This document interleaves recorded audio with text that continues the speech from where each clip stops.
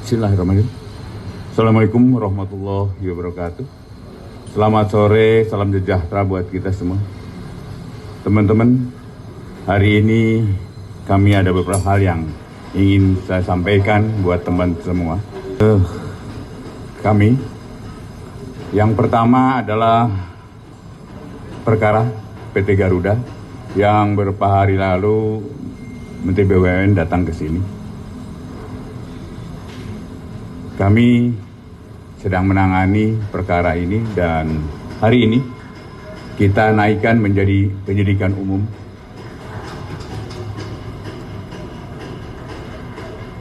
Dan tahap pertama, kita ada dalami pesawat ATR 72600. Dan kita pun tidak akan sampai di situ aja.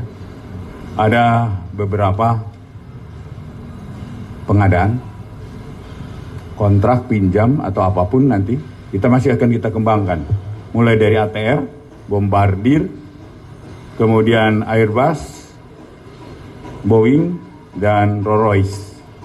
Kita akan kembangkan, kita akan tuntaskan ini.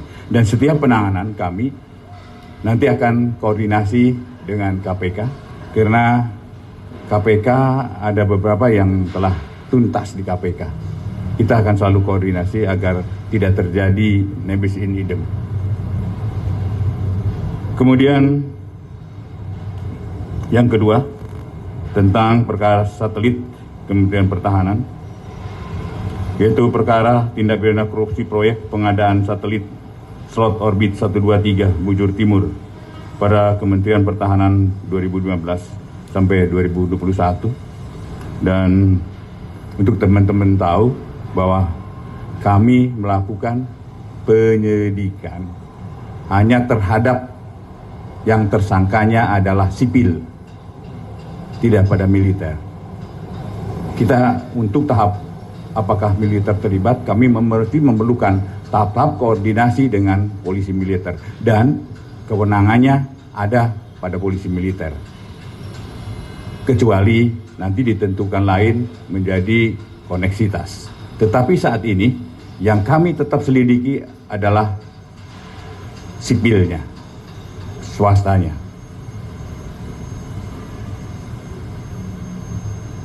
Kemudian yang ketiga adalah tindak lanjut putusan Asabri. Kita tetap menghargai dan menghormati apa yang sudah diputuskan oleh majelis hakim. Tapi kami jaksa penuntut umum merasa ada hal-hal yang kurang. Ada keadilan masyarakat yang sedikit terusik. Diputus, dia terbukti, tapi hukumannya adalah nol, nihil. Padahal kita memperhitungkannya bahwa 116 triliun di Basraya. Dihukumnya adalah seumur hidup. Kemudian untuk Asabri 22,7 terbukti hukumannya nihil. Secara yuridis kita mengerti lah, tetapi rasa keadilan yang ada di masyarakat sedikit terusik. Dan yang kami lakukan, saya telah merintahkan Jampitsus, tidak ada kata lain selain banding. Yang keempat, tentang pemberantasan mafia tanah, khususnya adalah yang di Cipayung, Jakarta Timur.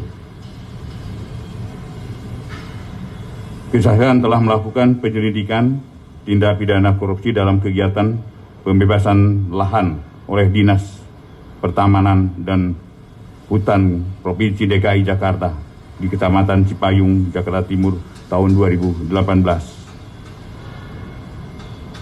Dan tentunya nanti akan lengkapnya, silakan teman-teman untuk bertanya, silakan dalami nanti dengan Jampisus dan didampingi oleh Pak Jamintel. Untuk itu demikian, silakan teman-teman Jampisus lanjutkan.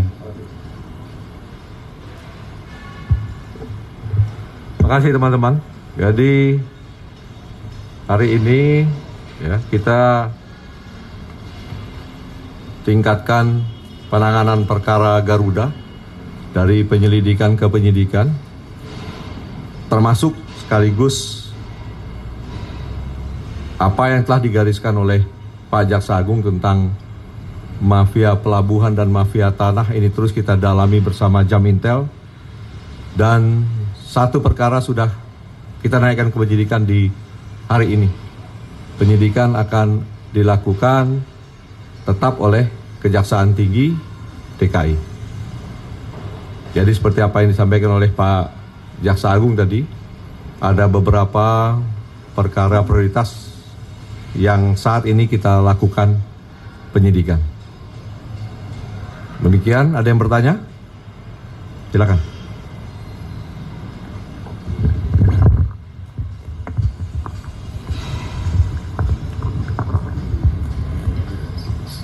Assalamualaikum, selamat sore Pak JA, Pak Jampitsus. Nama saya Randi dari Kumparan, Pak. Ada 3 pertanyaan yang mau saya tanya terkait proyek satelit itu, Pak. Yang pertama, kalau dirilis kan Pak Jampitsus menyebut kasus ini muncul karena tidak ada anggaran di Kemhan tahun 2015 ketika menyewa satelit milik Avanti itu, Pak. Tapi Kemhan ketika itu menyebut perintah untuk menyewa satelit itu atas dasar sidang kabinet tanggal 4 Desember 2015 itu, Pak. Sehingga kalau tidak disewa satelit itu, Indonesia bisa kehilangan slot orbit 3 tahun setelahnya, karena membuat satelit itu membutuhkan waktu 3 tahun lebih. Itu pertanyaan pertama, Pak. Lalu kedua, alasan Kemhan ketika itu tidak melanjutkan pembayaran kepada pihak Avanti maupun Navayo dan Airbus itu kenapa, Pak? Berdasarkan hasil penyelidikan sejauh ini. Dan yang ketiga, di awal menyebut kasus ini terkait pengadaan ketika di Kemhan. Lalu beberapa hari terakhir ini yang dipanggil atau digeledah justru dari pihak PT DNK. Yang saya ketahui itu berbeda rezim kontraknya, Pak. Kalau di DNK itu kan ketika seleksinya dilakukan ke Menko Polhukam. Nah, kalau di Kemhan kan yang awal 2015 kan dilakukan di Kemhan. Nah, itu kenapa, Pak? Ke beberapa hari terakhir ini menyasar ke DNK, apakah karena DNK tidak mampu perform gitu, Pak, melanjutkan kontrak yang pembangunan satelit Kemhan, karena apakah kurang biaya atau gimana, Pak? Terima kasih. Terima kasih. Jadi memang penanganan perkara untuk satelit ini tentunya kan sudah melalui tahapan proses hukum ya. Dari hasil penyelidikan ini naikkan ke penyidikan. Nah, kalau naik ke penyidikan berarti ini kan ada bukti permulaan yang cukup. Ini kita lihat bagaimana mengidentifikasi rekan-rekan penyidik kita bahwa ini ada perbuatan melawan hukum saat proses ya. Prosesnya. Kemudian yang kedua, kita juga meyakini bahwa ini telah terjadi kerugian. Nah, tinggal bagaimana ini dalam proses penyidikan untuk melihat siapa yang bertanggung jawab atau untuk penetapan tersangkanya. Seperti yang Pak Jaksa Agung sampaikan tadi, nah ini kita sudah melakukan pemeriksaan dan termasuk penggeledahan.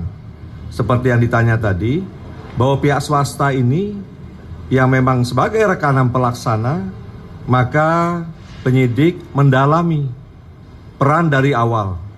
Apakah perusahaan ini memang cukup dinilai ya mampu ketika diserahkan pekerjaan ini.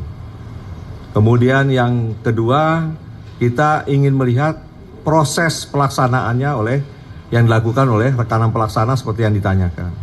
Nah, ini masih pendalaman dan tentunya kita meriksa dari rekanan pelaksana karena ini pihak yang kita anggap yang paling bertanggung jawab.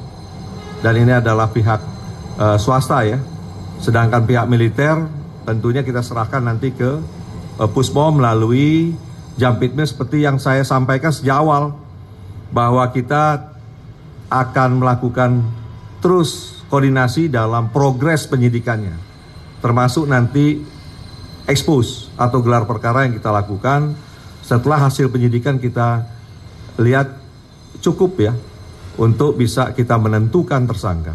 Saya rasa demikian ya. Ada yang lain? Silakan. Ya, terima kasih Pak. Saya Bern dari Koransi Pak.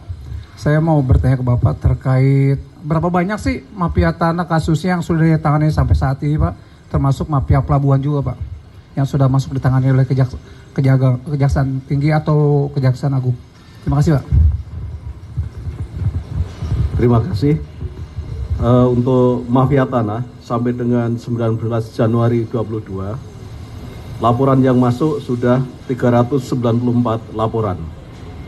Kemudian yang sudah berhasil ditelaah oleh tim 110, sehingga sisanya sekarang masih sekitar 284 baru ditelaah. Dan 110 itu sudah ditindaklanjuti, yaitu satu kasus terkait dengan tanah di Buleleng, Bali dalam rangka pembangunan lapangan terbang, dilakukan operasi intelijen oleh Kejaksaan Agung. Kemudian satu laporan dari Tapanuli Selatan diteruskan ke Jambas karena laporan diduga ada oknum jaksa yang ikut bermain. Kemudian untuk tahap penyidikan ada dua, satu di Kendari terkait tanah Pemda dan sudah ditetapkan 3 tersangka. Kemudian satu di Sumatera Utara. Dan juga tadi Pak Jampitsus menyampaikan satu dari DKI, sehingga ada 3 penyidikan. Kemudian selebihnya 108 laporan diteruskan ke 22 Kejati sesuai dengan lokus delikti dari tanah tersebut. Itu. Terima kasih. Ada lagi?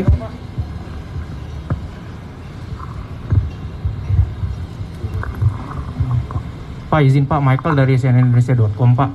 Mau nanya beberapa kasus korupsi yang tadi diekspos ya Pak. Pertama mungkin terkait yang Garuda tadi udah naik penyidikan ya Pak.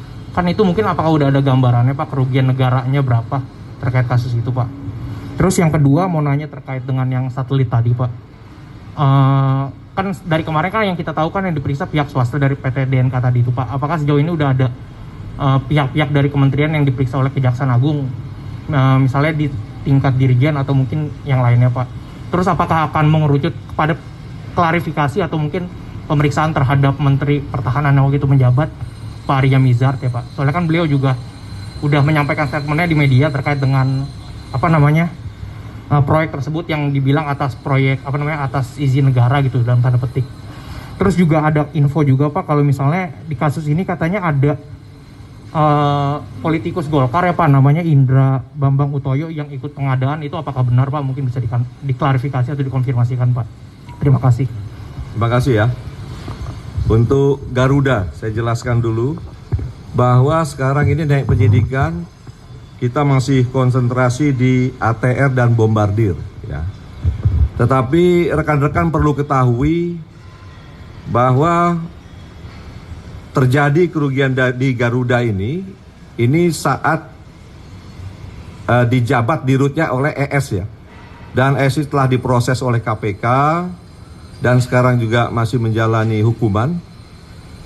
Tetapi ada kerugian yang masih terjadi di Garuda. Oleh karena itu, Jaksa Agung perintahkan kepada kami untuk melakukan penyidikan dalam proses melihat secara jelas nanti di penyidikan siapa yang bertanggung jawab di luar yang telah ditetapkan oleh KPK dan bagaimana kerugian ini bisa kita upayakan untuk bisa dikejar, untuk bisa kita tutupi.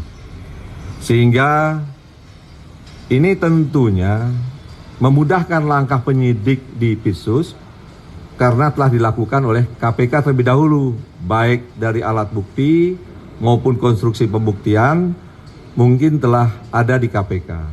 Oleh karena itu untuk kelanjutannya kita akan intens melakukan koordinasi ke KPK untuk penyelesaiannya.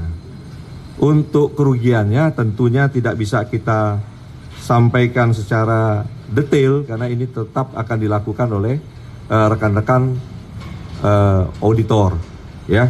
Tetapi kerugian cukup besar kan ini. Seperti contohnya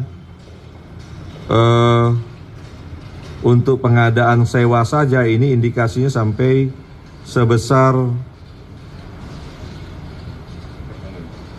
3,6 T. Sehingga cara pandang penyidik di Kejaksaan Agung ini sekaligus mengupayakan bagaimana kerugian yang telah terjadi di Garuda akan kita upayakan pemulihannya. Itu. Kemudian kalau untuk satelit ini akan kita lihat lah ya perkembangan proses penanganannya. Yang jelas ini sampai yang kita lakukan pemeriksaan terhadap pihak-pihak swasta yang kita anggap paling bertanggung jawab karena dia adalah sebagai rekanan pelaksana. Ya?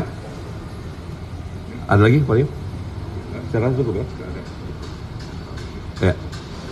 Ada lagi yang mau ditanya? Saya rasa cukup ya? Cukup. Terima kasih ya. Ya?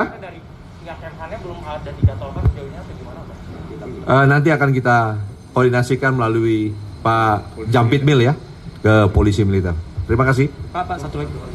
Ada lagi? Pak, sorry. Nama saya Akah dari Koran Media Indonesia. Mau nanya soal tadi putusannya Heru Hidayat. Ini kan udah divonis, udah diketok kemarin malam ya semalam. Ini masih ada satu terdakwa lagi Pak, Beni Cokro yang terjerat di Jiwasraya juga. Apakah nantinya dengan putusannya Heru Hidayat ini jaksa penuntut umum akan mengevaluasi untuk melakukan penuntutan terhadap Beni Cokro? Terima kasih. Baik. Kita akan tetap konsisten, ya. Kita tetap nanti kita lihat aja nanti. Tapi yang pasti kami akan konsisten atas tuntutan kami. Ada evaluasi nggak? Oh pasti, kalau evaluasi ada. Evaluasi dan yang utamanya kami upayakan banding. Tidak ada kata lain selain banding.